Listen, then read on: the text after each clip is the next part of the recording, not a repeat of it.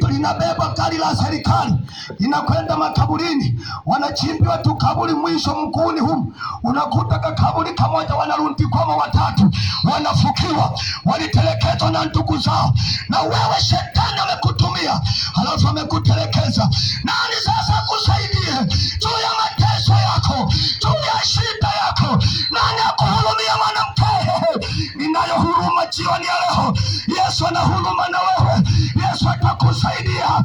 Usivunjike moyo, usikate tamaa. Yesu yupo kwa ajili ya shida yako. Simama mahali ulipo, simama tu mahali ulipo. Na wewe uliyekaa huko simama tu. Mwanadamu hakuna kujilinga. Kiburi cha mwanadamu huwa ni kifo. Kikishafika kwenye kifo, unajua na wengine wao wanakumbuka kana dini zao.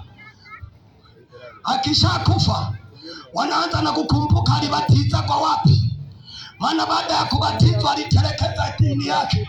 Akifa wanaanza kuhaa kutafuta dini zao ili wazikwe kwa heshima.